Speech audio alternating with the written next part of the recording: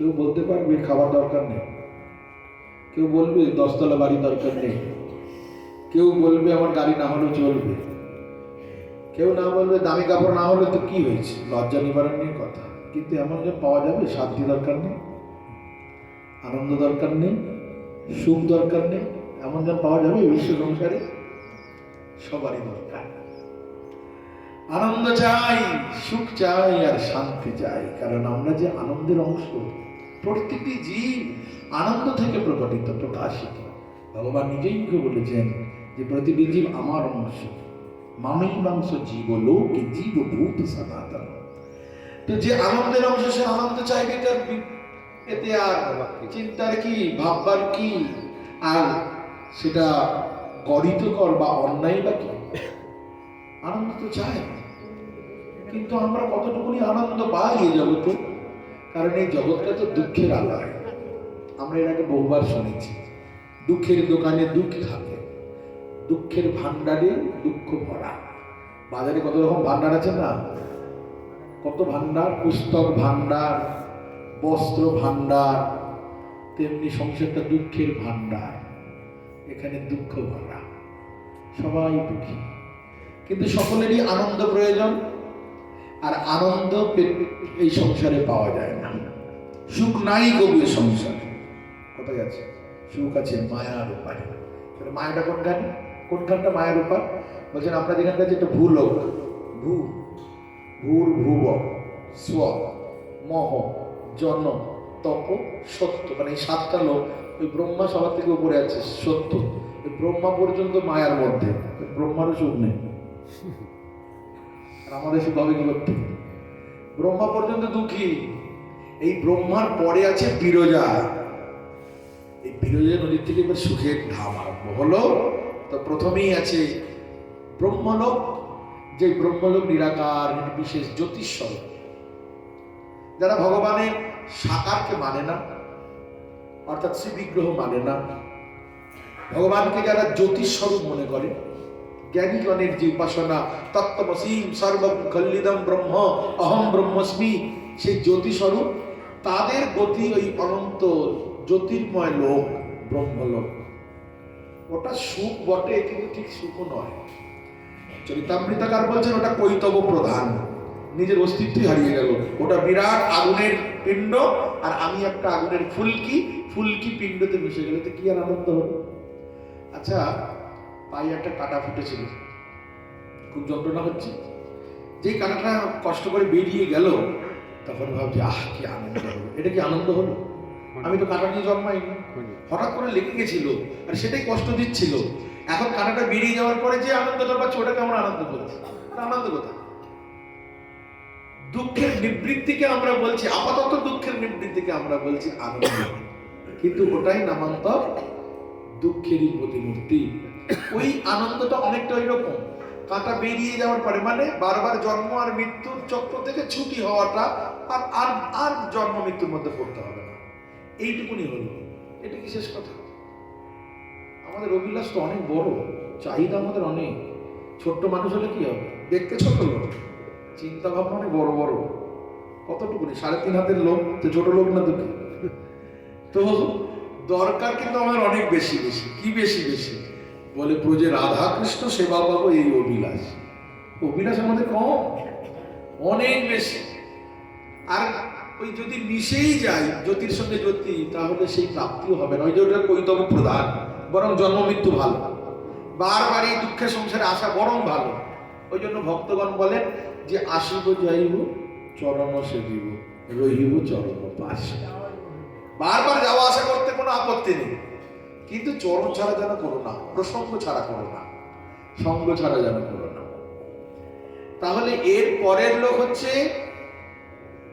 কবিরাজ সেই পাঠ বর্ণনা করছেন, এর পরের লোক হচ্ছে যারা ভগবান অনন্ত বৈকুণ্ঠ নারায়ণ স্বরূপ, মৎস্য কুর্ম বরাহ নৃসিংহ এই সমস্ত স্বরূপের উপাসনা করবেন, অনন্ত বৈকুণ্ঠ লোক। এখান থেকে একটু আনন্দ আছে। কি আনন্দ আছে? না উনি প্রভু আমি দাস, এই ভাবনাটা আছে। সেবা নেই, একটুখানি প্রণাম করা, নারায়ণ পরাবেদা, নারায়ণ পরাক্ষর, নারায়ণ পরামুক্তি, নারায়ণ পরাগতি, এই প্রণাম করা, একটু পরিক্রমা করা, ব্যাস হয়ে গেল। সেবা নেই, কিন্তু দর্শন আছে, কাছে আছে। উনি যে একজন পৃথক, আমি যে তার অংশ হয়েও পৃথক, এই ভেদাভেদ ব্যাপারটা আছে, যেটা ব্রহ্মলোকে নেই। সেখানে একাকার, নদ্বৈত, অদ্বৈত ব্যাপার। মহাপ্রভু যখন একই শান্তিপুরে এসে একবার বলেছিলেন না অদ্বৈত প্রভুকে, আর অদ্বৈত প্রভুও মহাপ্রভুর মুখ থেকে শুনতে চান ভক্তির মহিমা, ওই জন্য বললেন, মহাপ্রভু জিজ্ঞাসা করছেন, বলো দেখি জ্ঞান বড় নাকি ভক্তি বড়? সীতারাম প্রভু বললেন, আরে যদি জ্ঞান না থাকে ভক্তি কি বস্তু বুঝবে কি করে, জ্ঞানই বড়। উঠোনের মাঝখানে নিয়ে গিয়ে অদ্বৈত প্রভুকে কিল মারছে, এত মারছে।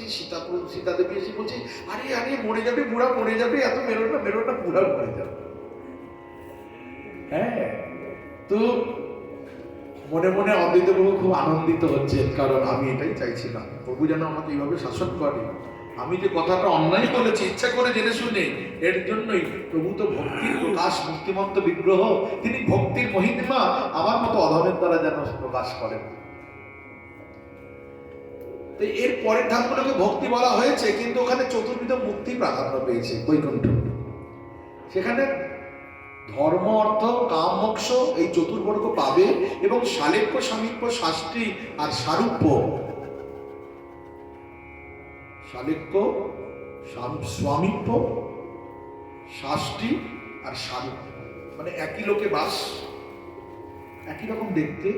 সারূপ্য একই লোকে মানে স্বলোকে বাস, আলোক্য। আর সারূপ্য মানে একই রকম দেখতে, ভগবান নারায়ণকে যেমন দেখতে, যারা যারা সাধনা করে এসেছে তাদের নারায়ণের মতনই দেখতে, তাই সারূপ্য হয়ে গেল। শাস্ত্রী মানে ভগবানের যেমন ঐশ্বর্য, তেমন অনেকটাই তার ঐশ্বর্য, শাস্ত্রী। আর স্বামীপ্য, স্বামী মানে সমীপে অবস্থান করা। এই চতুর্বিধ মুক্তি পাইয়া বৈকুণ্ঠে গমন। এর পরের সংবাদ জানা যায়, এর থেকেও আনন্দের ধাম কোথায়?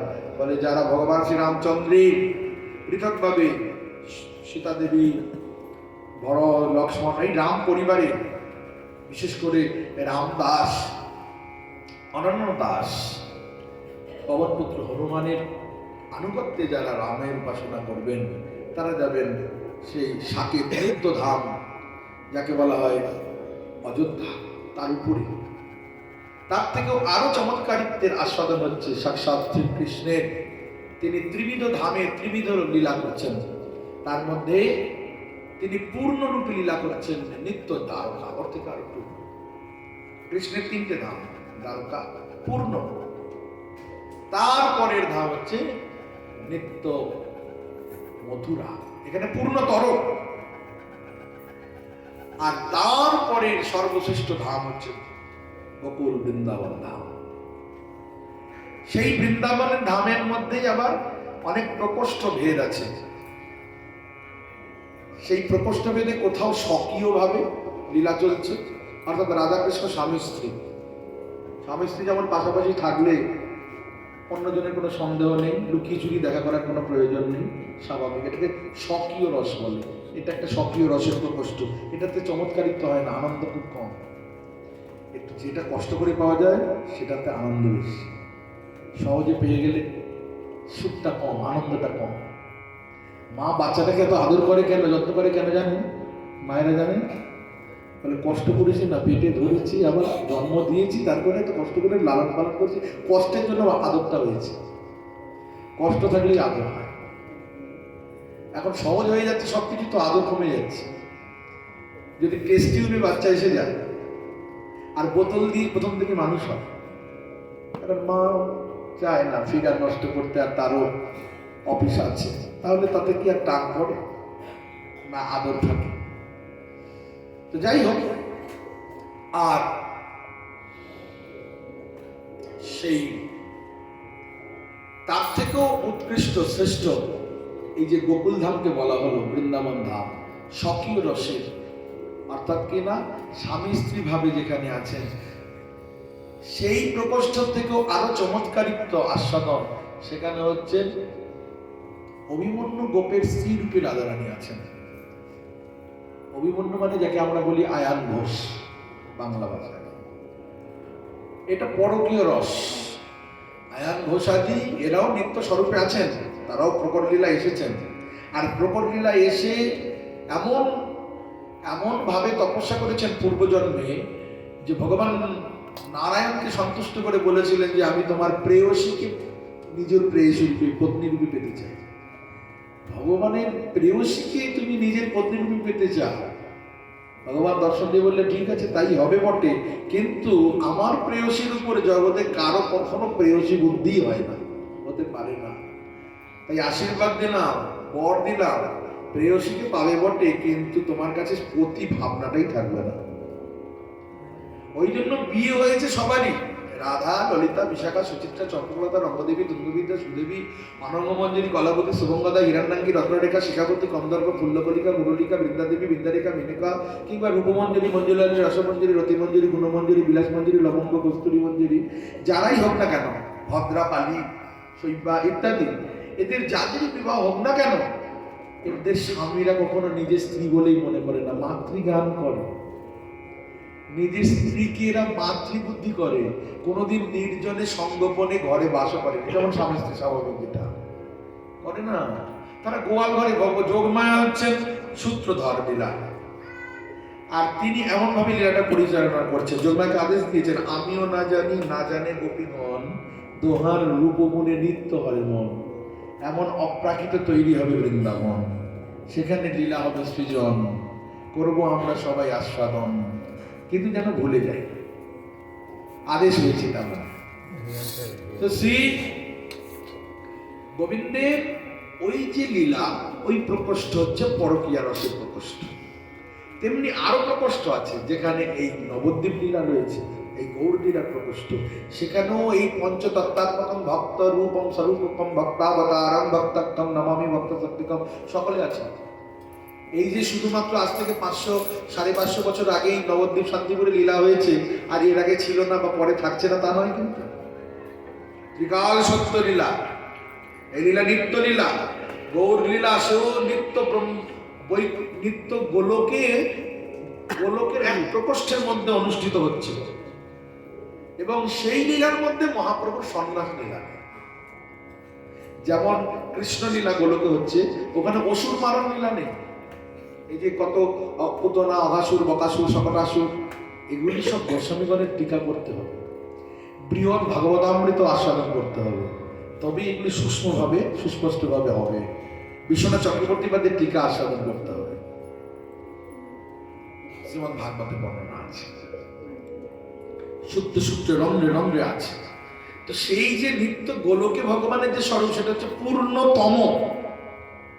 কৃষ্ণের আবার এত ভাব, এ জানালো কি কথাটা? বলে সাক্ষাৎ কৃষ্ণ জানিয়ে, না হলে কে কার সাধ্য আছে কৃষ্ণের ভাগাভাগি করবে?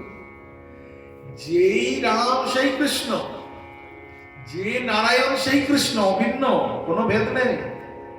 কিন্তু রসের চমৎকারিত্বে, আস্বাদনের পরিপাটিতে সব ভেদ, কৃষ্ণেরই ভেদ। সাক্ষাৎ কৃষ্ণ জানাচ্ছেন, কে? বলে সেই কৃষ্ণ যখন গৌর হয়েছেন। ব্রজেন্দ্র নন্দন যে শচীসুত হইল, সে বলরাম হইল নিতাই, সেই শচীসুত যিনি নবদ্বীপ কৃষ্ণ, তবে হাসি হাসি প্রভু দেখাইল সেই স্বরূপ। রসরাজ মহাভাব দুই এক রূপ। রায় রামানন্দকে দেখালেন গোদাবরীর তটে, সেই শ্রীকৃষ্ণ অর্থাৎ নবদ্বীপ বিহারী শ্রীকৃষ্ণ গৌরাঙ্গ মহাপ্রভু, তিনি জানাচ্ছেন যে সেই ব্রজবিহারী শ্রীকৃষ্ণ তার লীলার পরিকর ধাম অনুসারে 3 প্রকার। তিনি দ্বারকায় পূর্ণরূপে, তিনি মথুরায় পূর্ণতর রূপে, মানে আরেকটু স্বাদ বেড়েছে, আর তার থেকেও শ্রেষ্ঠ পক্ষায় তা হলো ব্রজবিহারী বৃন্দাবন বিহারী লাল, তিনি হলেন পূর্ণতম। সেই পূর্ণতম কৃষ্ণ ছাড়া ওই কৃষ্ণ প্রেম এই জগতে আর অন্য কোনো ভগবত স্বরূপ দিতে পারে না। মৎস্য, কর্ম, নৃসিংহ এই সমস্ত অবতারের কথা তো বাদই, এমনকি দ্বারকার কৃষ্ণ, মথুরার কৃষ্ণ দিতে পারবে না ওই প্রেম। ওই জন্য বলছেন চরিতামৃতে, আমা বিনা ব্রজ প্রেম অন্য দিতে কেহ নারী। তাই আমাকে যেতে হবে, আর চিন্তা নেই, টেনশন কখনো হয়। 500 লোক এসে গেছে, ঘরে 200 লোকের রান্না আছে, তখন টেনশন হবে, এত লোক খাবো কি করে, এত লোক বসে গেছে। কিন্তু যদি আপনার অ্যাভেলেবেল থাকে, অনেক আছে, যতই খান ফুরাবে না, ভান্ডার অক্ষয় ভান্ডার, তখন আর চিন্তা কিসের? বুক ফুলিয়ে দিতে লাগবে। একজনের পাতে 5-5 জনের প্রসাদ দিয়ে দিচ্ছে, কারণ কি? এর ফুরাবে না। লক্ষ্মীপতির পরশ পেয়ে গেলে লক্ষ্মীর আর অভাব হয়? মহাপ্রভু নিজেই শিবাসকে বলেছেন, কি বলিলি শিবাস? শিবাসকে বলছেন, মহাপ্রভু তুমি গৃহস্থ মানুষ, এত তোমার পরিবারের সংখ্যা, 4 ভাই, 4 জন স্ত্রী, 8 জন তো হয়ে গেল, স্বামী স্ত্রী, বাচ্চা কাচ্চা, শিবাসের ছেলেটা না হয়ে গেছে, আরো তো আছে। এই ছেলেগুলি নিয়ে তারপর দাস দাসী আছে, বাড়ির কুকুর বিড়াল পর্যন্ত আছে। এতগুলো পেট ভরতে গেলে কিছু তো করতে হবে। ঘন্টা নাড়াও, পূজা পাঠ করো, বাউনের চা, নাহলে বেদ অধ্যয়ন আদি করো, লোককে একটু পড়াশোনা করাও, কিছুই করো না। সারাদিন রাত এই কৃষ্ণ কৃষ্ণ বলে কাঁদো, হরে কৃষ্ণ বলো, এগুলো পেট ভরবে? কিছু তো করো। এটা কি উত্তর? 3টে তালি দিয়ে দিল। অর্থ বুঝলাম না, তুমি সব জানো, তবু আমার মুখে শুনতে চাও, তবে শুনিয়ে দিচ্ছি, শোনো। একদিন কিছু নেই, 1 দিন, 2 দিন, 3 দিন উপবাস করবো, সামনে গঙ্গা। 3 দিনের পরে যখন আর পেটে জুটছে না, সবাই মিলে দড়ি করে শিবে গঙ্গায় ডুবে যাবো, জয় নিতাই জয় রাধে। চিন্তা কি বলিলি শ্রীবাস? তোর ঘরে হবে অন্যের উপবাস। লক্ষ্মী যদি ভিক্ষা করে নগরে নগরে, তথাপি দারিদ্র না হইবে তোর ঘরে। তো মহাপ্রভু তার পরিকরের জন্য লক্ষ্মীকে সেই ঘরে বেঁধে রাখলেন, আর তার কাছে আবার কিসের অভাব? তো তিনি লক্ষ্মীপতি বলবার কারণ, মূল লক্ষ্মী রাধারানী, মূল লক্ষ্মী রাধারানীকেই বলা হয়, আর মূল নারায়ণ কৃষ্ণকেই বলা হয়। যখন গর্গাচার্য নামকরণ করেছিলেন না, সেই সময় বললেন, এ তো এখন কালো হয়েছে, কৃষ্ণ শুক্ল রক্ত তথাপি তো ইদানিং কৃষ্ণ তাঙ্গত, নাম কৃষ্ণ রাখলাম, তবে বহুনি সত্যি নামানি গুণ কর্ম বিভাগ। এর বহু সব অনেক নাম হবে, গুণে কর্মে লীলাতে ওর অনেক নাম হয়ে যাবে, তো আমি এখন একটা নাম রাখলাম কৃষ্ণ। তোমার এই ছেলেটার বহু গুণ, কেমন যেন নারায়ণের সমগুণই, নারায়ণের সমান গুণ। নারায়ণকে প্রাধান্য দেওয়া হয়, কৃষ্ণকে অনেকে প্রাধান্য দেয় না। কেন নেয় না? বলে নারায়ণের জন্ম নেই, কৃষ্ণের জন্ম আছে। যার জন্ম হয় সে তো তার মহিমাতে একটু কম হয়ে যায়। নারায়ণের জন্ম নেই, অজ, তাই জন্য নারায়ণ হচ্ছে মহিমাতে বেশি। বিশেষত আগেকারের যারা ভক্তিবাদী ব্রাহ্মণ নয়, যারা জ্ঞানকে প্রাধান্য দেয়, কর্মকে প্রাধান্য দেয়, কর্মকাণ্ডীর যে ব্রাহ্মণগণ, তারা না কৃষ্ণকে হেয় জ্ঞান করে, ছোট জ্ঞান করে, আর নারায়ণকে তারা শ্রেষ্ঠ করেন। আমাদের নিজেদের গুরুদেবই বলছেন, তারা তো পূর্বাশ্রম সব ব্রাহ্মণ পরিবার, আর সেখানে একান্নবর্তী পরিবার, আর তাদের চর্চার বিষয় হলো শাস্ত্র, আর শাস্ত্র নিয়ে এত তর্ক করে, আর তাদের মধ্যে বলা হয়, আরে কৃষ্ণ তার তো জন্ম হয়েছে, বাবা মাকে স্বীকার করেছে, যার বাবা মা আছে তার মানে সে কিসের অনাদির আদি? এটা হচ্ছে সাক্ষাৎ অনাদির আদি যদি বলা হয় তাহলে নারায়ণ। তারা জেনা তেনা প্রকারের নারায়ণকেই প্রতিপন্ন করে। আর মহাপ্রভু এমন নারায়ণ ভক্তেরও মাথা পরিষ্কার করে দিয়ে এসেছিলেন যখন দক্ষিণ ভারতে গিয়েছিলেন। এসে বেঙ্কট ভট্ট, গোপাল ভট্ট গোস্বামী বাবা, যার উপাসনা ছিল লক্ষ্মী নারায়ণ, মহাপ্রভু বললেন, তোমার লক্ষ্মী 7 দিন অমনি হয়ে পরপুরুষে মন গেল কেন? কিন্তু 7 দিন নিরন্তর চরণ সেবা করছে সামনে, আবার পরপুরুষে মন গেল কৃষ্ণের উপরে। পরপুরুষ বলে জানো না, নারায়ণ আর কৃষ্ণ তো একই। ঠিক ঠিক বলছো, নারায়ণ আর কৃষ্ণ যদি একই হয় তবু যাবে কেন? তার নারায়ণ স্বরূপ তো ঐশ্বর্যে বৈভবে আরো বেশি। 4টে হাত, শঙ্খচক্র গদা পদ্মধারী, ওম শান্তাকারং ভুজবশয়নং পদ্মনাভং সুরেশং বিশ্বধারং গগন সদৃশং মেঘবর্ণং সুগন্ধং লক্ষ্মীকান্তং কমলনয়নং যোগীর্ভির্ধ্যানগম্যং বন্দে বিষ্ণু ভবভয়হরং সর্বলোকৈকনাথং। সেই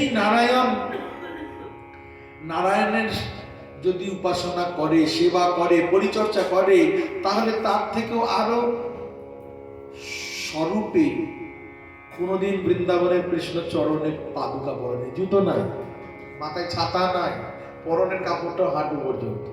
একবার পথের ধুলা পরিষ্কার করতে করতে যাবে, এরকম কাপড় পরে না। তাহলে গোপবেশ বেণুকর নবকিশোর নটবর এই স্বরূপে কি এমন আছে যার জন্য লক্ষ্মীপতি ঐশ্বর্যের অধীশ্বরী, লক্ষ্মীপতির চরণ সেবায় রতা লক্ষ্মী, যিনি অনন্ত ঐশ্বর্যের অধীশ্বরী, তিনি ওই রকম একটা রাখাল বালকের প্রতি আকৃষ্ট হল কেন? বলছেন বাম বাহুকৃত বাম কপোল বলগিত ভ্রূধর অর্পিত বেণু বোম যান জনিত দেবী।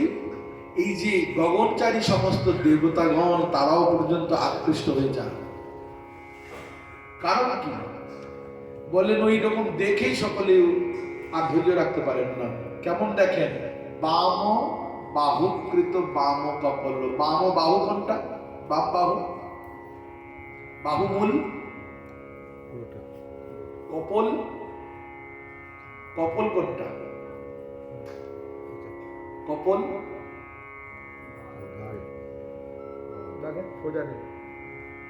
রাধারমণের দিকে দেখেন, সোজা আছে।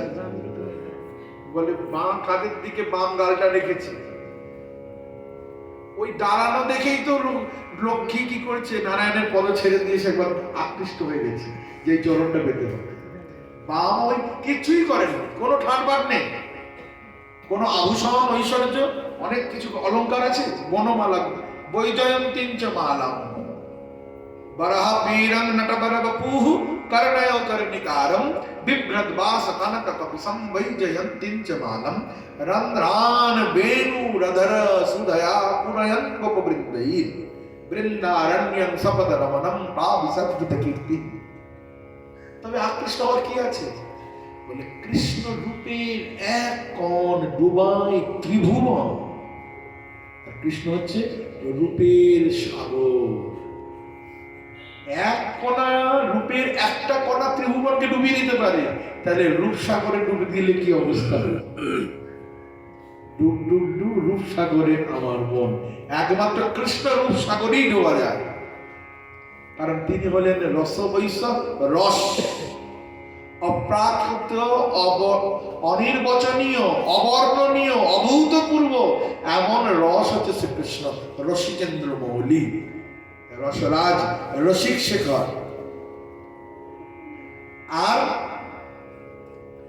সেই রসের সাগরে যদি এই চিত্তরূপী মিনটা ডুবে যায়, তবে জানবেন জীবন জনম কৃতকৃতার্থ ধন্যাদি ধন্য।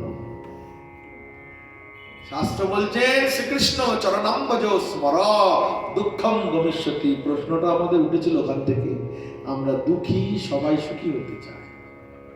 আনন্দ পাওয়ার উপায় কি? বলেন এই যে রসরাজ মহাভাব শ্রীকৃষ্ণ শ্রী রাধা, তার চরণে যদি আমাদের এই মনটা লাগিয়ে দিতে পারি তবে সুখী হবে।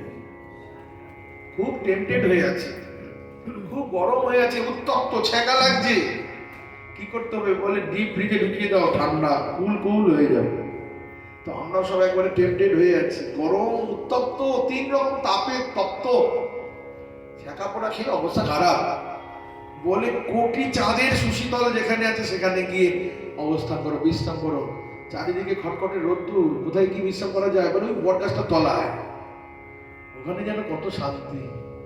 এই 10 হাত দূরে বট গাছের তলা আর এই 10 হাত দূরে এই রোদ্দুর, দুটোর পার্থক্য কি? বলে তেমনি এই সংসার খটখটে রোদ্দুরের মতো মায়ার সংসারে আমরা জ্বালায় জ্বলছি।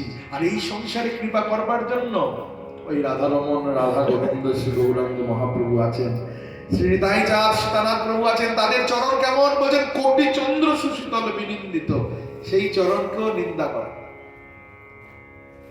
সেই শীতলতাকেও নিন্দা করে এই গৌর নিতাই রাম শ্যাম তাদের চরণ। এই চরণের ছায়াতে থাকো, যে ছায়ায় জগৎ জুড়ায়। দুঃখী জীবের সুখী হবার এটাই উপায়। কিন্তু সেই সময় উপায়টা কে বর্ণন করে দেবে? এখন তো আমরা অনেক কথাই বলতে পারি, সবকিছু থাকলে ফুটানি খুবই হয়।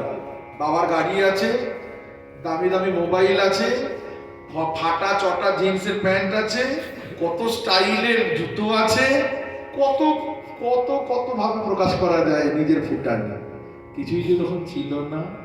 যখন ঘর থেকে টপ টপ করে জল পড়তো তখন কি সে পরে যেত?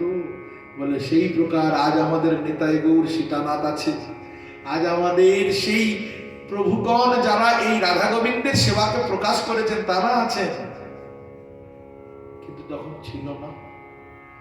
সেই সময় জীব যে দুঃখে আছে সেটাই তো বোঝে না, কিন্তু বুঝেছেন একমাত্র এই শান্তিপুরের বুড়া মালিক অদ্বৈত আচার্য। এরা যে দুঃখে আছে এরা তো জানেই না যে এরা কত দুঃখী। আপনি দেখবেন কোনদিন ভাগ্যচক্রে একবার যাবেন ট্যাংরা,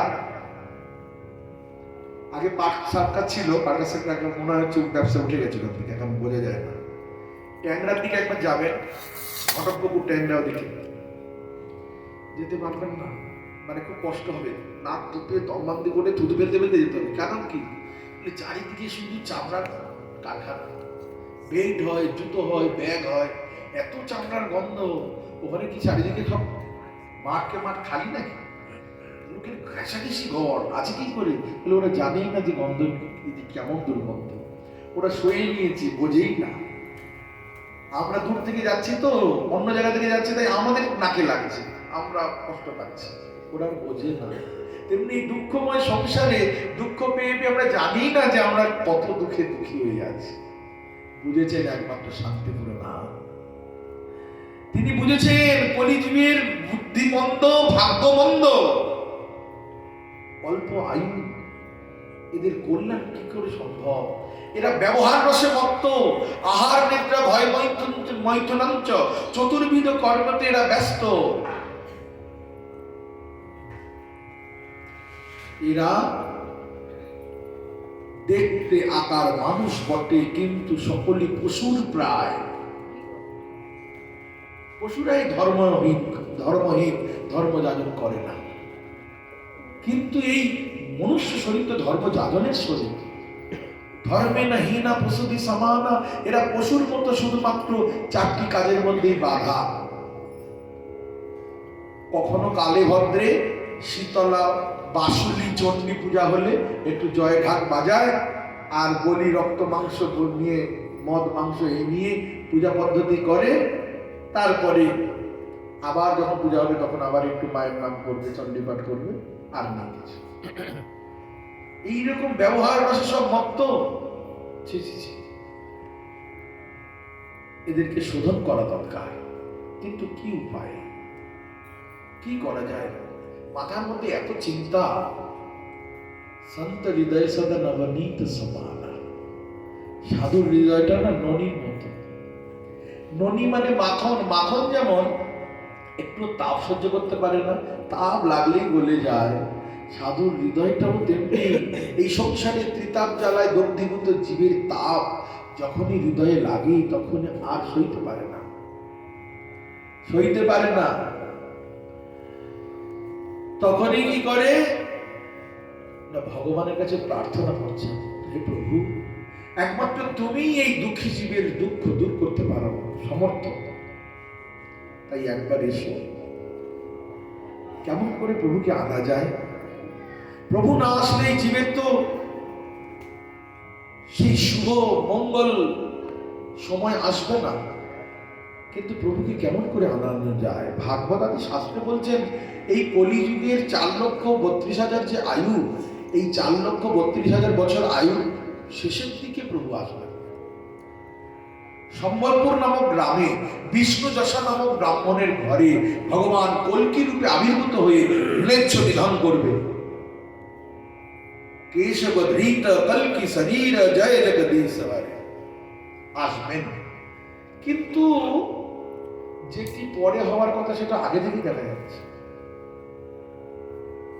সবে মাত্র দাপর যুগ গেছে, কতদিন হয়েছে?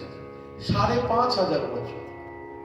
আর আচার্য প্রভু চিন্তা করছেন আজ থেকে আরো 500 বছর, 550 বছর, 450 বছর আগের থেকে তখন চিন্তা করছেন। তার মানে আরেকটু এগিয়ে যান, 5,000 বছর পরে নি কৃষ্ণের লীলা সম্বরণ হয়েছে। তো এরই মধ্যে কলির প্রথমে দেখি ভবিষ্য আচার, মানে যেটা পরে হওয়ার কথা সেগুলো এখনই হয়ে যাচ্ছে। আসক্তিতেই মানুষের বিবাহ হল, জাতি কুল এসবের কোনো বালাই থাকবে না। হচ্ছে ওকে ভালো লেগেছে, আমাকে বিয়ে করবো, বেশ বিয়ে করছে জোর করে, বাপ মা না করা সত্ত্বেও, না আমি তাহলে বিষ খেয়ে মরে যাবো। বিয়ে করেছি ঘটা করে, তাহলে এবার নিজের ইচ্ছা মতো বিয়ে করেছে, এবার তাহলে সংসার করবে, তাও করছে না, বিষ খেয়ে মরে যাচ্ছে, ডিভোর্স দিয়ে দিচ্ছে, খোরপোশ দিয়ে দিচ্ছে, অন্যজনের হাত ধরে চলে যাচ্ছে, সংসারও করছে না। এইরকম কলিকা। যাদের অর্থ বেশি তারাই সম্মানিত, যারা দিন দরিদ্র সৎ হলেও তারা সংসারের সব থেকে অপরাধী জন। অর্থ দিয়ে বিচার করা হবে মানুষকে, হচ্ছে ব্রাহ্মণ খালি বইতে দেখাবে ত্রিসন্ধ্যার যাজন যজন করে না, মন্ত্র জপ করে না, গায়ত্রী জপ করে না, তারা ব্রহ্মের উপাসনা করে না, শালগ্রামকে ভগবানকে ভোগ লাগিয়ে প্রসাদ পায় না, নাহলে অমুক ভট্টাচার্য গরুর মাংস খাচ্ছে ধর্মতলার মোড়ে, অমুক চ্যাটার্জির মিট শপ, অমুক মুখার্জির শু হাউস হয়। কলিকা। মেয়ের বিয়ে দিচ্ছে না, যেন বিক্রি করছে সওদা। এই যে বাকি জীবনের জন্য তোমার হাতে দিয়ে দিলাম, তার জন্য এত টাকা দিয়ে দিলাম, এত সোনা দানা, এত টাকা, বাকি জীবনটা তোমাকে তো পালন করতে হবে, সওদা হয়ে যাচ্ছে, দিয়ে দিলাম। এটা মেয়ের বিয়ে, এর নাম কলিকা। ভাই ভাই হয়ে গেল শত্রু, আর শালাবাবু এত বন্ধু, কি আশ্চর্য। অন্ন চিরকাল দান হতো, কলিকালে অন্ন বিক্রি, হোটেল। কি দিনকাল এলে বাবা। এইসব দেখে শুনেই তো দেবশ্রীপদ নারদেরও মনে দুঃখ হয়েছিল, তাই ভাবলেন যে একটু তীর্থ ভ্রমণ করে আসি। গেলেন তীর্থরাজ প্রয়াগে, কুম্ভ চলছে, গেলেন তীর্থগুরু পুষ্করে,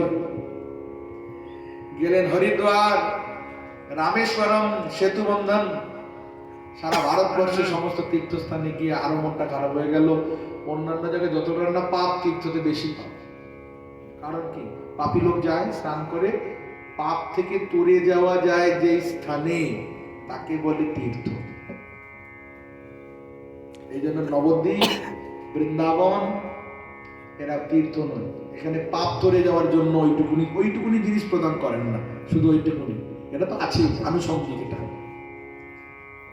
এই নবদ্বীপ ধাম, বৃন্দাবন ঠাকুরের নিজস্ব ঘর, নিজের ঘর আর পাপ তরে যাওয়ার একটা স্থান একই বস্তু হয়। তো যাই হোক, সারা ভারতবর্ষ ভ্রমণ করে করে, তীর্থ ভ্রমণ করে, তীর্থস্থানের এই মলিন দশা দেখে তিনি ভাবলেন তীর্থের এদিকে দিকে না ঘুরে ওই মঠ মন্দিরে যাই, সাধুদের কাছে একটু যাই। সাধুরা তো পাষণ্ডে পরিণত হয়ে গেছে। অমুক আখড়া, অমুক সম্প্রদায়ের কাপড় পরে আছে, সাধুত্ব বলে কিছু নেই, খালি পোশাক দেখায়। আমি অমুক মহামণ্ডলেশ্বর, আমি অমুক মহান্ত, হ্যাঁ আমি অমুক আচার্য, অমুক গোস্বামী, এইসব বিজ্ঞাপন করতে করতেই ব্যস্ত। ভাবলাম তাহলে সাধারণ মানুষের কাছে যাই। সাধারণ মানুষের মধ্যে ব্রাহ্মণগণ তো বেশি শ্রেষ্ঠ। ব্রাহ্মণগণের কাছে গিয়ে তারা খালি পয়সা দেখাচ্ছে, আমি ব্রাহ্মণের ছেলে। শুয়োরের মাংস খাচ্ছি, যেগুলো খাবার জিনিস খাচ্ছি, খাওয়ার জিনিসের অভাব আছে, বাবা মেয়েও তো খায়। নাগাল্যান্ডের লোকেরা বাবা মা বয়স হয়ে গেলে কেটে খেয়ে নেয়, ওটা তো খাওয়া যাবে। এই সেদিন দেখছিলাম, আমাকে একজন সার্চ করে দেখালো, বললেন কোথায় এটা জায়গাটা, আমার নাম মনে আসছে না, ওখানে সবচেয়ে স্পেশাল যে কফিটা তৈরি হয় ওটা হচ্ছে যে একটা ভাম বিড়াল হয়, ভাম বিড়াল কফি গাছের এই ফলগুলো খেয়ে নেয়, ওরা পটি করে যে ওদের বাজ্যে সেই বীজগুলো বেরিয়ে যায়, ওইটা থেকে তৈরি হয় স্পেশাল কফি। এটা হচ্ছে টেস্টি নাকি সব থেকে দামি কফি, ব্রাজিল। তারপরে নাগাল্যান্ডে অতিথি লোকজন আসলে, ওরা খাওয়া জিনিস, অতিথি আসলে নাগাল্যান্ডে প্রথমে কুকুরকে ভালো ভালো জিনিস খাওয়ায়, খাইয়ে পা দিয়ে বনবন করে ঘোরায়, বমি করে দিলে প্লেটে করে দেয়, ওটা নাকি সবচেয়ে ভালো। খাওয়ারের অভাব আছে, খাও না, কত খাবে খাও।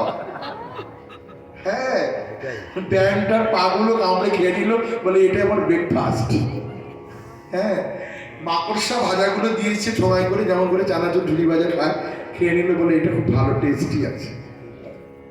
গরুর গলার মধ্যে তীর মারলো, গল গল করে রক্ত হচ্ছে, ওটাই পাত্রে করে খেয়ে নিল, বলে এটা সব থেকে উপাদেয় উৎকৃষ্ট খাদ্য।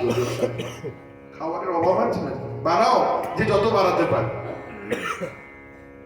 যখন করোনার বাজার শুরু হয়েছিল দেখেছিলেন অনেকে, করোনার সময় সেই চীনের বাজার দেখেছিলেন অনেকে, মোবাইলে দেখেছেন হয়তো। কি নেই বাজারে, কি নেই। আপনারা খাঁচায় দেখছেন শান্তিপুরের বাজারে পোলট্রি মুরগি রেখেছে, ওখানে খাঁচাতে বিড়াল কুকুর সব পাওয়া যায়। ময়েল সাপ থেকে যত বাড়াবে বাড়াও, চিন্তা কি? পার্মানেন্ট ডাস্টবিন তো আছে, যত কিছু কড়াইতে নেড়ে চেড়ে পেটে ঢুকিয়ে দাও, কবর খানা, হ্যাঁ কবর দাও। তো এইরকম লোকেদের কি দুর্দশা, কলিকাল কি ভয়ঙ্কর। এবার ভাবা যায়, সুটেড বুটেড হয়ে এসি গাড়ি থেকে নামলো আর ওই 1 কিলো নিয়ে যাচ্ছে ময়েল সাপ কাটা, ওইটা খাবে চামচ দিয়ে করে। কি স্ট্যাটাস! তারাই বলছে আমরা সম্ভ্রান্ত, তারাই বলছে আমরা বুদ্ধিজীবী। এর নাম কলিকাল। সবই উল্টা বুঝলি রাম, এর দ্বারা লোকের বিচার হবে। সদাচার কিছু নেই, লুপ্ত। যেখানে 1 নম্বরে যায় সেখানে 2 নম্বরও যায়। কাপড় ছাড়াছাড়ি পারে না, জল মাটির ব্যবহার নেই, বরং চর্বি দিয়ে হাত ধুচ্ছে বলে আমি শুদ্ধ হয়ে এলাম। সাবান গুলো তো চর্বি, শুকুরের চর্বি, ভেড়ার চর্বি, এসব দিয়ে তৈরি। ওগুলো মেখে বলছে আমি কত পবিত্র হয়ে এসেছি। দেখো, যার দ্বারা পবিত্র হয় মাটি আর জলের সম্বন্ধ নেই, ওইখানে জল নেই। আমাদের এখানে তো অ্যাভেলেবেল জল, একটু কাগজ ব্যবহার করে নিলে ব্যাস হয়ে গেল। ছি ছি ছি, এর নাম কলিকাল। সদাচার লুপ্ত, সম্বন্ধ লুপ্ত। পিতা কন্যা, মাতা পুত্র, দেবর ভাসুর, কোন সম্বন্ধ কেউ কিছু রাখে না। ছি ছি ছি, এমন সব দেখে শুনে ভালো লাগলো না বলেই দেবশ্রীপাদ নারদ গিয়েছিলেন বৃন্দাবনে, আর বৃন্দাবনে ভক্তি মহারানীর সঙ্গে তার সাক্ষাৎকার হয়েছিল। কিন্তু এখন কি করবেন? অদ্বৈত আচার্য প্রভু চিন্তায় একবারে পাগল হয়ে যাওয়ার মতো। কেমন যে ভেতরটা হচ্ছে না, যারা এই পরিস্থিতিতে থাকে তারা জানে।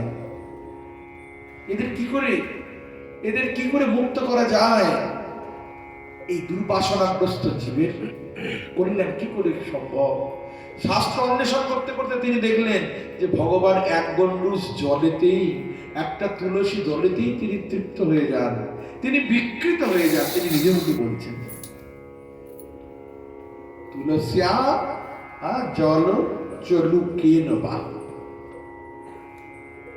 তাহলে তিনি সেই শাস্ত্রীয় সিদ্ধান্তকে স্থির করলেন, কারণ তিনি তো ভক্তপ্রবর, তিনি তো ভক্ত শ্রেষ্ঠ। আর ভক্তের প্রথম লক্ষণই হচ্ছে শাস্ত্রে সুদৃঢ় বিশ্বাস। ভক্তির 9টা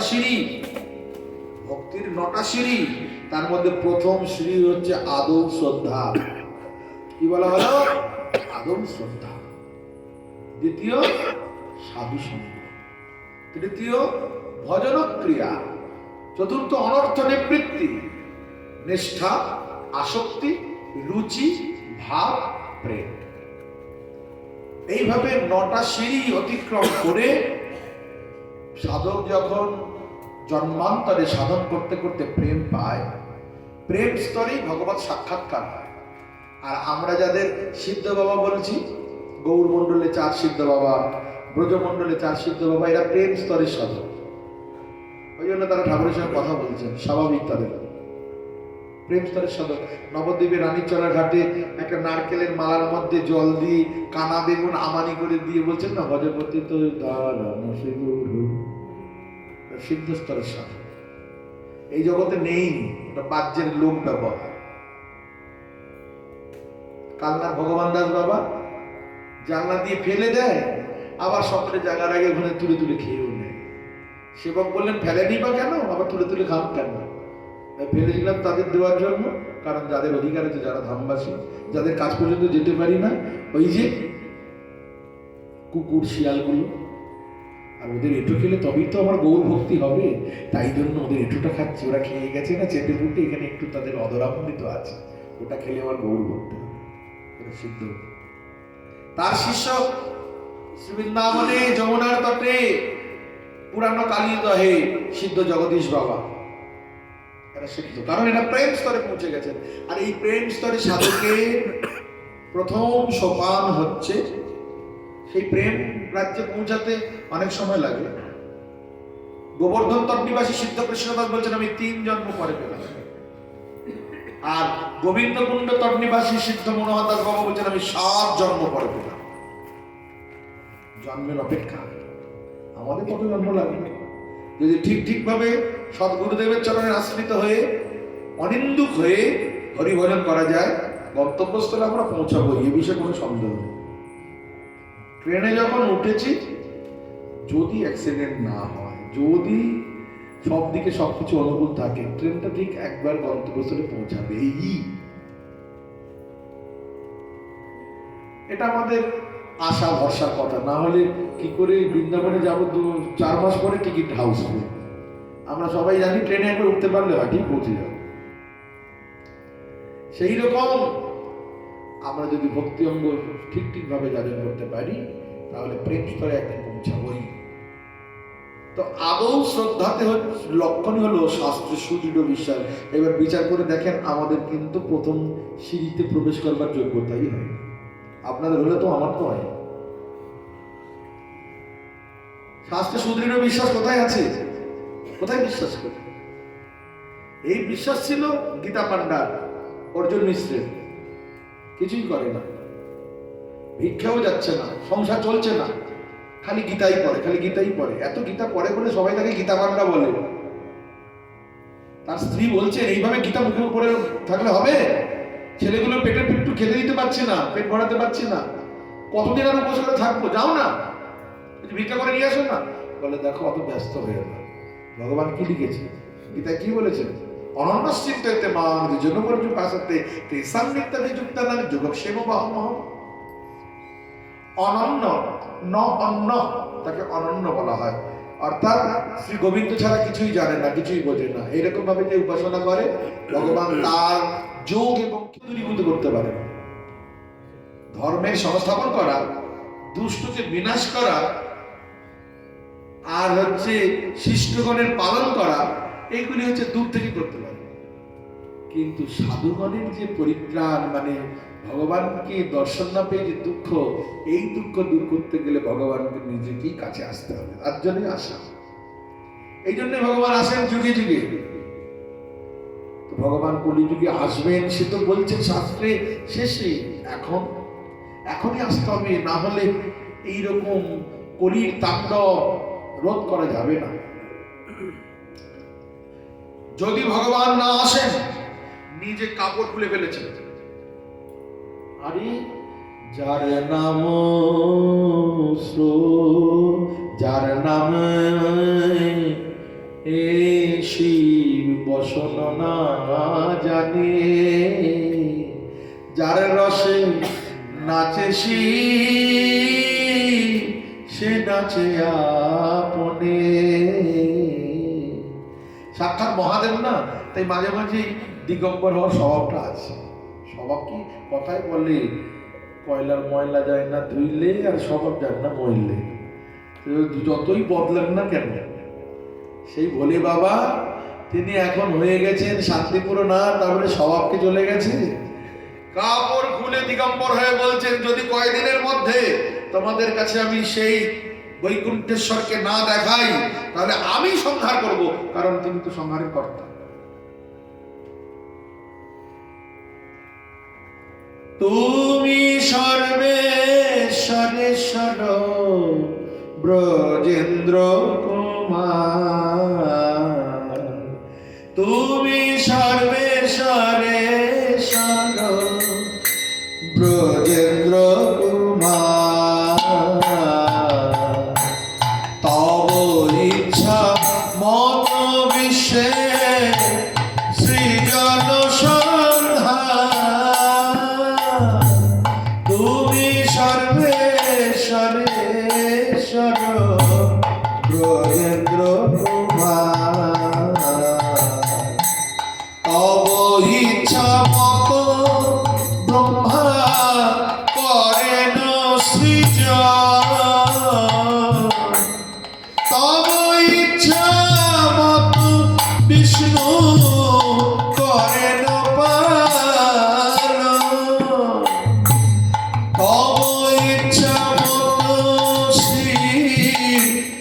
করেন সংহার তব ইচ্ছা মত মায়া সৃজে কারাগার